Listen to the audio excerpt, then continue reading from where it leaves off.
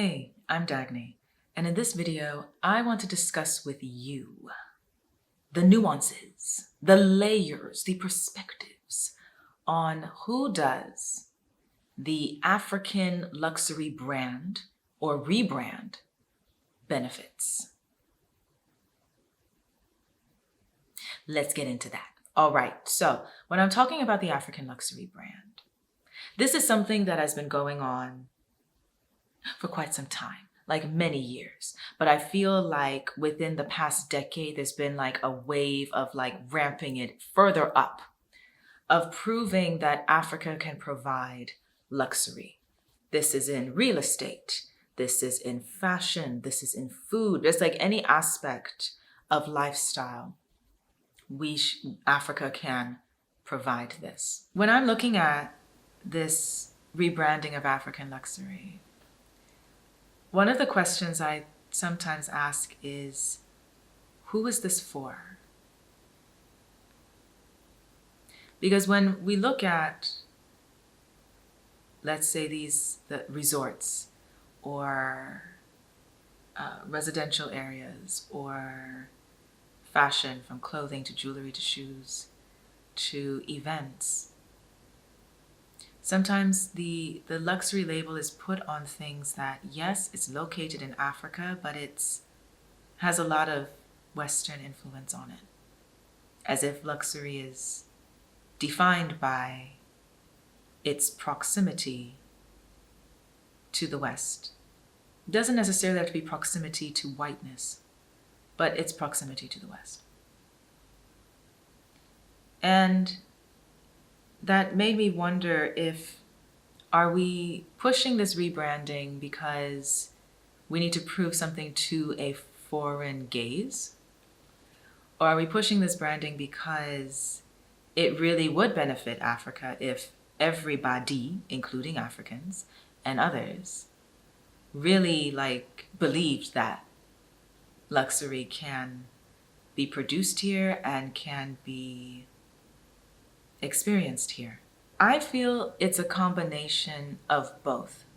Like here in Accra, the word luxury is thrown around a lot, to the point that almost every billboard claims, every business claims that they are providing luxury, which makes it a little difficult to figure out what is your criteria to claim that. Is it luxury because it's all imported? Is it luxury because it's all handmade here? Is it luxury because it really is quality? Mm-hmm.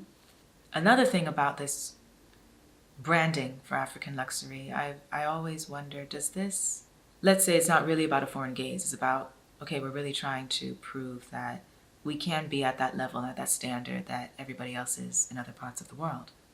Are we navigating that in a way that it provides an economic benefit or something we can really take advantage of on the continent? Or is it something that only a niche group can benefit from, that does not trickle down or expand beyond anybody else experiencing it or benefiting from it? Sometimes it makes me wonder, can Africa afford luxury? Because when you think of luxury, let's say, as a perspective, you're thinking of luxury in the US. When people are building up more luxury buildings or more luxury products or more luxury experiences, do we ever question, well, it's only people who can afford it that can go, and that's terrible because there's other people who can't afford it, so you need to figure out how you're going to do something for everybody else who can't afford it? Do we do that? Do we have those conversations? Are we having those conversations? Well, whenever we look at it in the African context, we do bring that up. Can we afford luxury if it really is only going to be experienced by a smaller group of the population? Can you afford to maintain that gap of discrepancy like other countries do or other continents do? To narrow this context, I wanted to share with you these two jewelers or jewelry brands that I admire and have been like watching too. So as you might know, I have a business called Bandole Muse, and currently I'm selling jewelry. And it is African jewelry made in Ghana, and it is, I would say it's in the mid-luxury category in terms of quality, packaging, brand, messaging, price, experience, etc., etc., etc. And I was looking for examples of African jewelry brands that are in the mid-luxury or high luxury end of business. So while I was doing my research, I found two particular jewelry brands. These are not Ghanaian, but they're of other African countries, and we can include them in this conversation because this is a full continental, global, and intergalactic conversation. The first jewelry brand is Sata Maturi. The owner is from Sierra Leone, and the jewelry is, the company is based in the UK, and they deal with gold and diamonds and rubies and sapphires, the precious stones. And they do, it is a woman-owned, gotta mention that, it is a woman-owned brand. And first, we just need to take a moment to admire their designs, because when I first came upon this brand, I was like, yes, I'd never seen jewelry like, isn't this beautiful? Like art. Like, have you ever seen, like, it's African. This to me is what I would consider or define as African luxury. You're taking what is original African motifs and pieces, which is the masks or the, certain symbols, yeah? But instead of what we traditionally would do of like making it in a wooden carving, making it in with other, earth materials that humans have yet to claim is precious, you put them in diamond form. You utilize precious stones.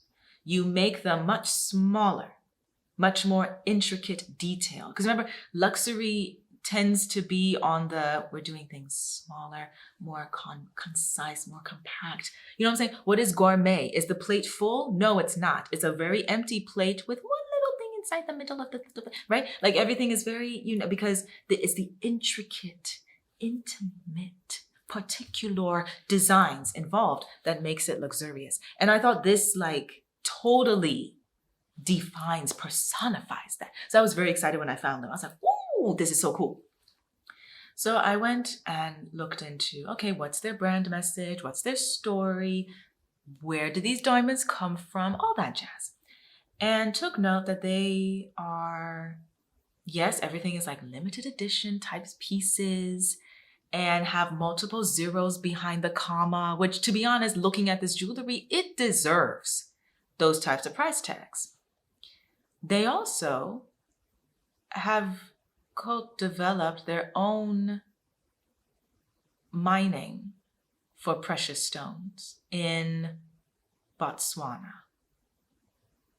So not only are they insisting that these are clean, like the precious stones, these are not blood diamonds, they are ethical.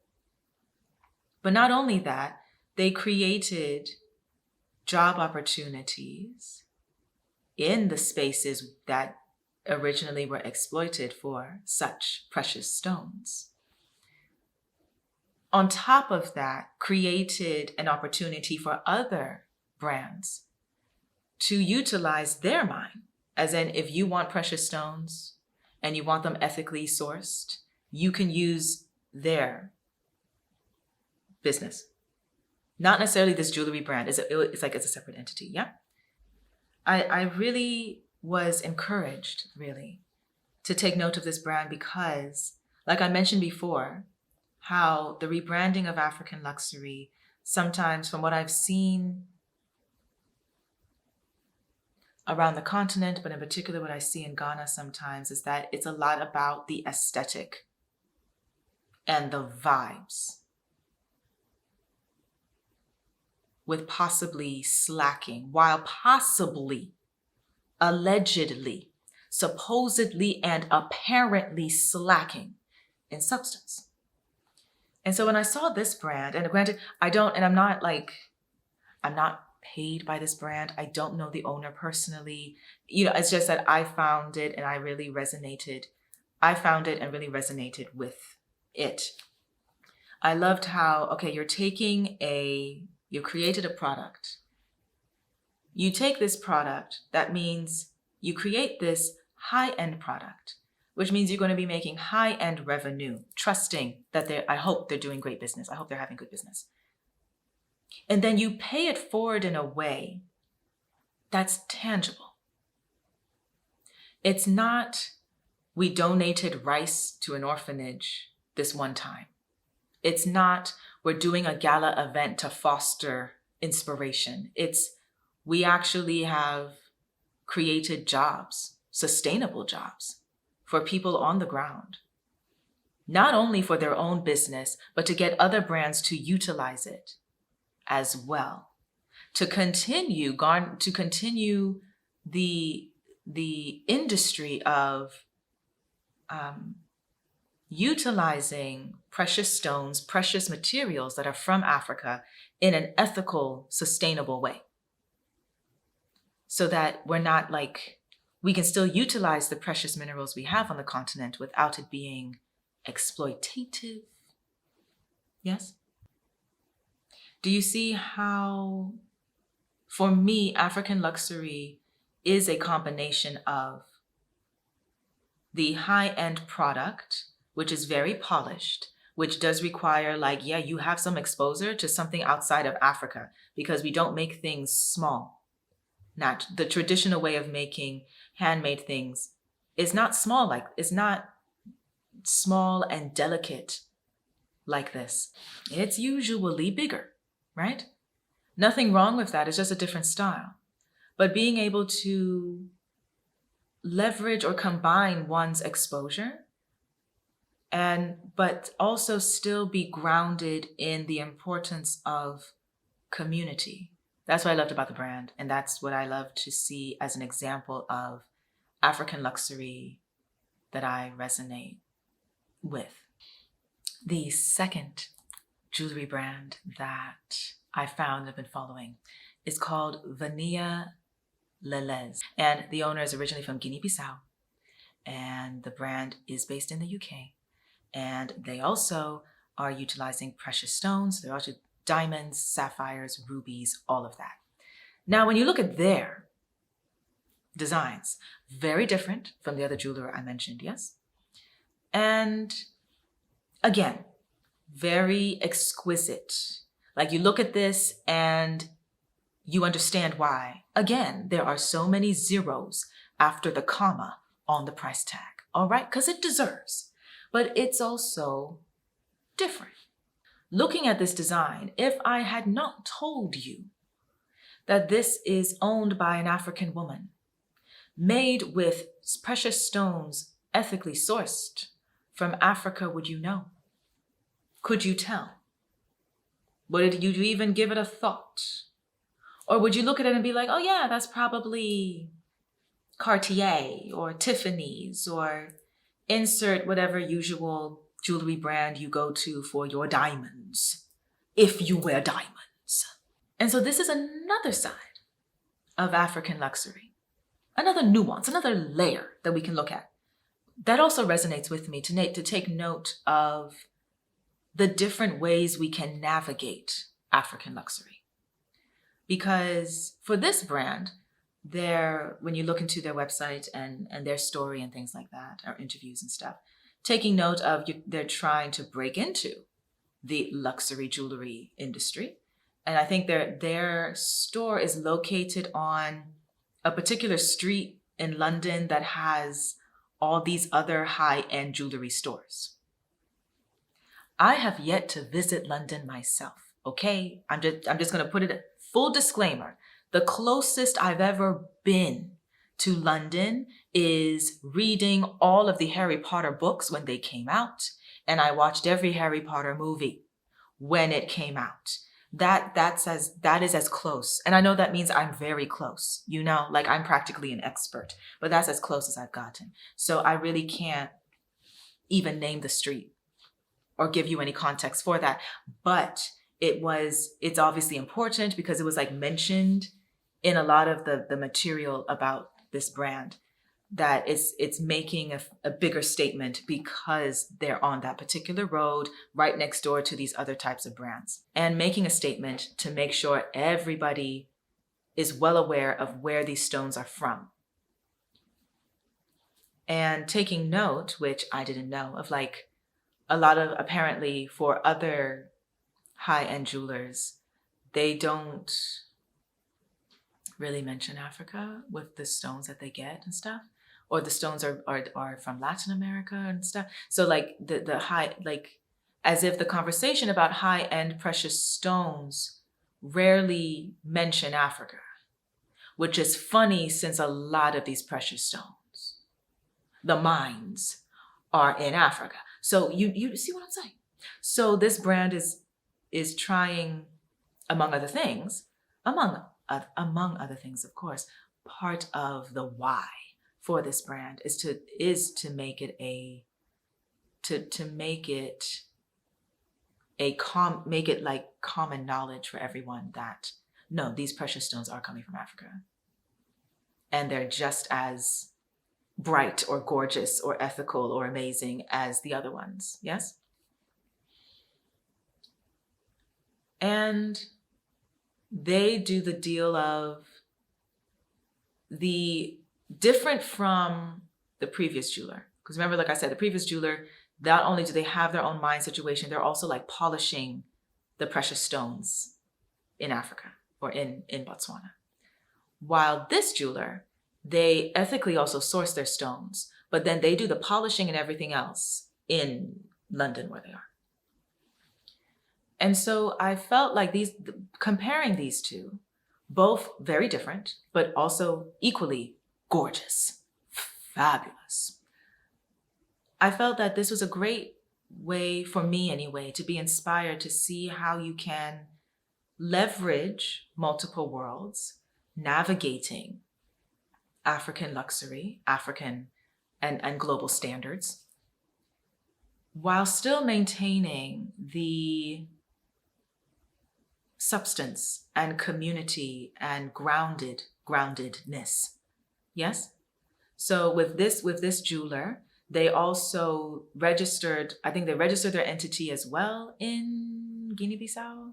So they are paying taxes in that country, as well as the initiative was an education deal for girls that they are collaborating and funding as well. Do you see the layers of not only the layers of innovation, the layers of identity, the layers of patience? Because I'm sure it took a lot of patience to get to the point they are now, to create something that possibly had not been created before, ever, at least within this realm and this location.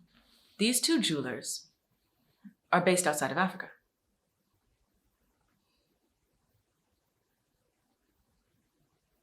Can African luxury at this level, is there a demand for it on the continent? Is there a market for it? Or is African luxury primarily an export commodity or an export experience or a tourism experience, as in bring people from outside to come and experience so-called luxury and then go back? That's another thing that I'm trying to connect the dots with as well. Could either of these brands have succeeded in the way they have if they were based in Africa? Not saying they have to be, but would the story be different? Would the experience be different? Would they still be around? And that brings me to the point of tying it back to the question I had asked a little while ago about can Africa afford luxury? Because when you look at the market, yes, there is throughout the continent, there's this growing middle class or this growing number of population who could have some extra money. Maybe not necessarily at the level of buying a pair of earrings at that price tag, but maybe the mid-luxury point. But that's still a minority percentage compared to the rest of the population. And so the dots I'm trying to connect with this is we can bring these African luxury brands to other parts of the world because other parts of the world are on this Africa's cool vibe, or things that look African are cool vibe.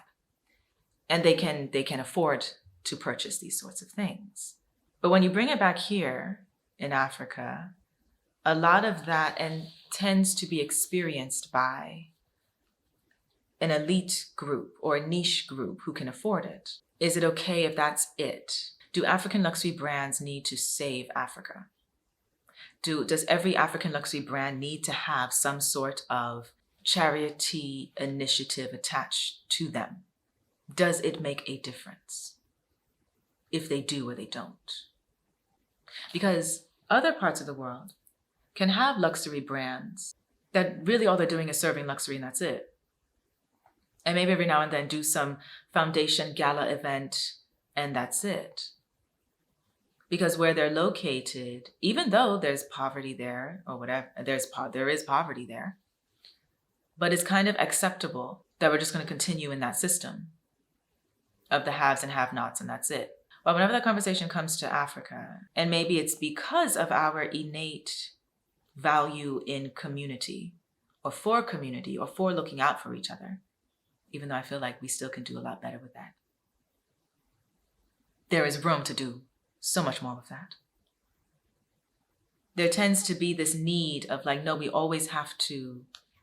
should always be giving back. We should always be looking out for each other. We should always be doing something for other people by default, not for a photo op, obviously. Are we doing that in a way that moves the needle? Like it's cool to have a luxury brand where some aspect of it, all of it, part of it is made in Africa, based in Africa, touching Africans in some way, as in creating jobs, yeah? And then it's time for, okay, what are you going to do with that revenue? Outside of, okay, you got to reinvest it into the business, pay yourself, pay other people. What else are you doing with it? And sometimes the automatic deal is let's purchase some stuff to donate to an orphanage, or let's purchase some stuff to donate to this school, or purchase some stuff to donate to this clinic. As in, it's always like, and we're going to just donate stuff. There's nothing wrong with that. That's totally fine. You're supposed to be doing that by default. But if you have the resources to make more of an impact,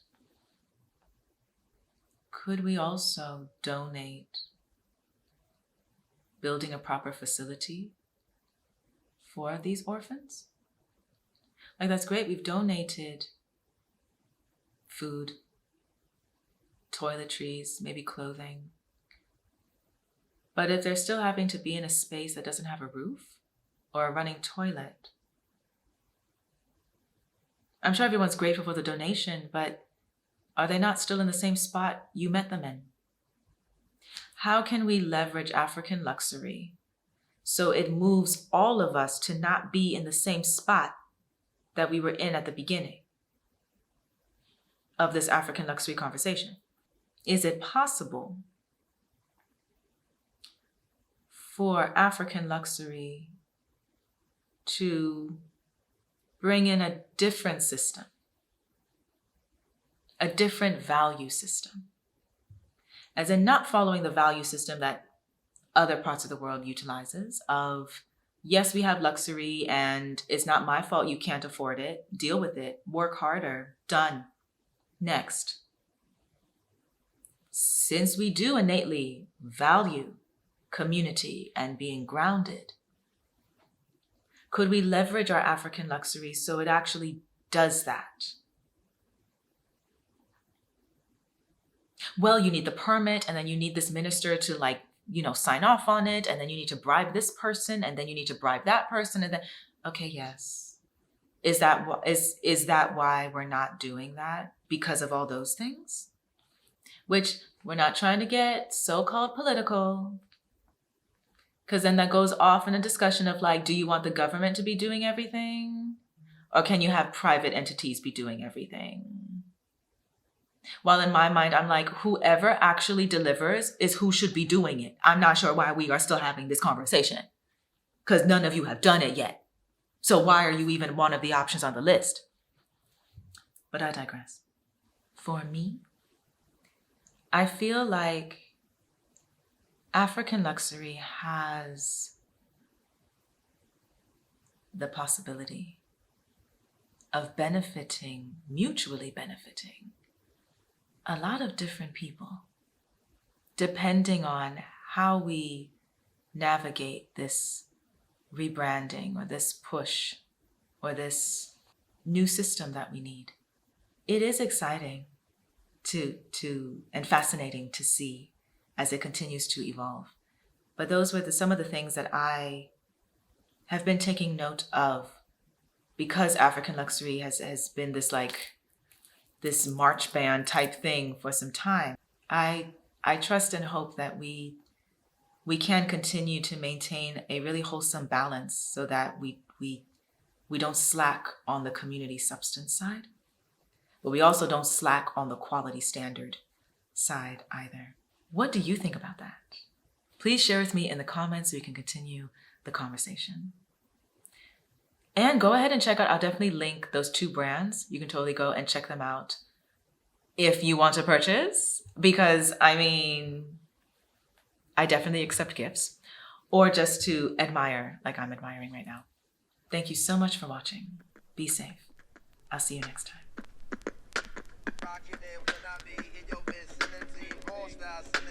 Recognize symmetry, go inside the engine me, broke them down chemically. Ain't the number tendency, talking about how